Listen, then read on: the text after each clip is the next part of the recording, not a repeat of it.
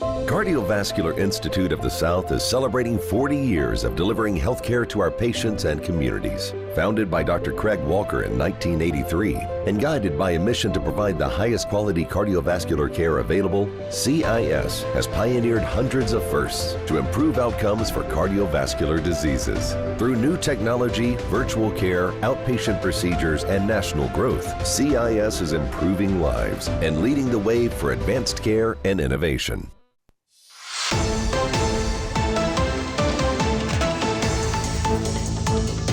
Hey everybody, welcome back to Bayou Time. Harry McCullough here. We're going to check in with Lafourche Parish and Captain Brennan Mathern of the Lafourche Parish Sheriff's Office, the public information officer there.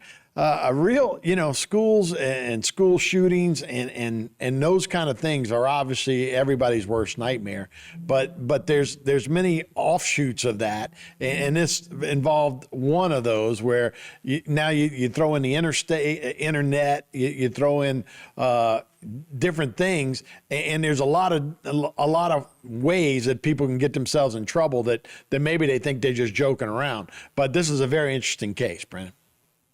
Yeah, this one is one that hits closer to home because it involves perpetrators that belong here, that live here in Lafourche Parish, and that's where this really comes full circle. Harry, is when we're dealing with these school threats, in many cases, it's a threat that is coming from out of state. In some cases, maybe even overseas, and it's part of a concerted effort around the country to have disruption essentially of school and of our daily lives, to have people live in fear and things like that. And that's really the whole point of those.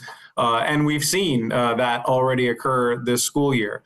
In this particular case, it was a little different. In this particular case, you had one student impersonating another student on Snapchat, essentially for all intents and purposes, trying to get that kid in trouble and trying to bring, investigation upon another child that goes to the school. In this particular case, it happened at Thibodaux High School.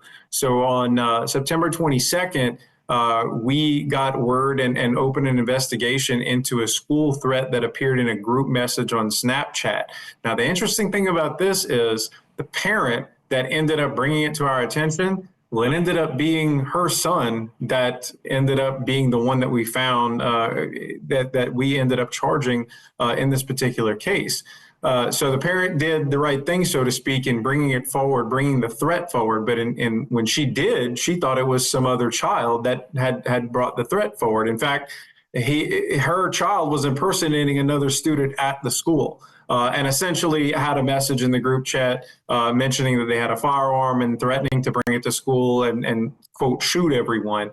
And like we said in the release, while it appeared to come from one student, it was actually originated by a 14-year-old male student. Again, the son of the person that brought it forward was found to be the one that was impersonating.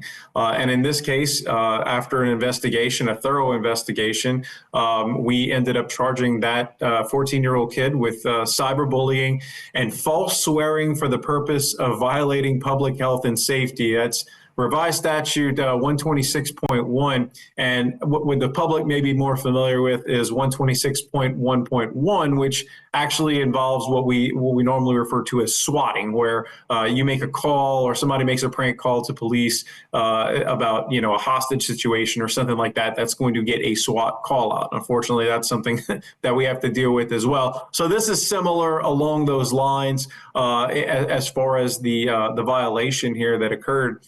But the message, Harry, that we've been putting out since we've released this is, look, and Sheriff Weber talked about this earlier today at two different events. Look, technology has made it so that you don't have to proximity used to be one of the key things that you had to have in order for there to be a crime to occur. But now you can victimize someone that's, miles away or hundreds of miles away, or certainly in another country. And in this case, technology is allowing those things to happen. What kids need to understand, and what parents listening to this need to explain to their kids, is you're not going to be able to hide behind that screen. Once you do something, once you put something out there, it's out there. And chances are we have the technology to come and find you. In this case, Snapchat is the type of thing that, it disappears quickly.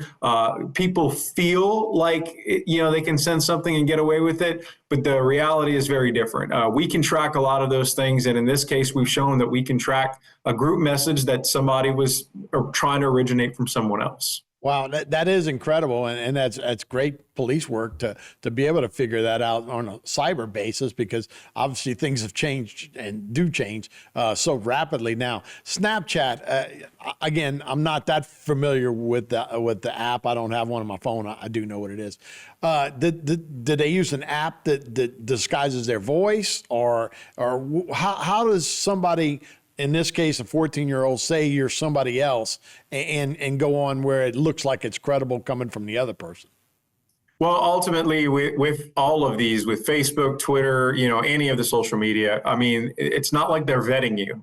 In fact, Nextdoor is really the only one that we found that really vets people. Nextdoor is the type of app that it's very similar to what a Facebook neighborhood group would be. And many people are involved in those, but Nextdoor takes it to another level. It's separate. It's not involved with Facebook at all. It's a separate platform altogether. And what they do is they have to actually verify your address through the physical mail in order for you to be input and part of that neighborhood group. So that's one of those that takes that next level. On all the other platforms, you can pretty much say that you're anyone and get away with it. So that's why it becomes so easy to impersonate somebody. And whether it's AI or from a voice controlled or different things, there's so many ways that you can pretend to be other people. And we see people victimized like this all the time. So for a 14-year-old student who's very familiar with Snapchat and social media in general, it would be very easy to pretend to be someone else. Yeah, about 30 seconds to go here, Brennan.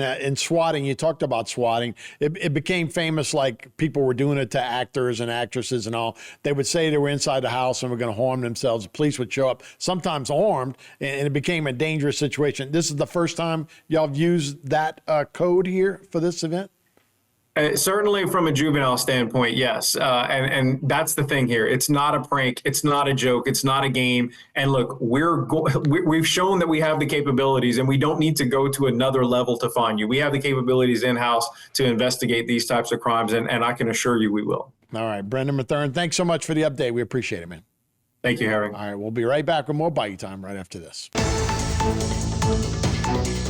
Today's social media segment is brought to you by South Louisiana Bank. It's better when we bank together.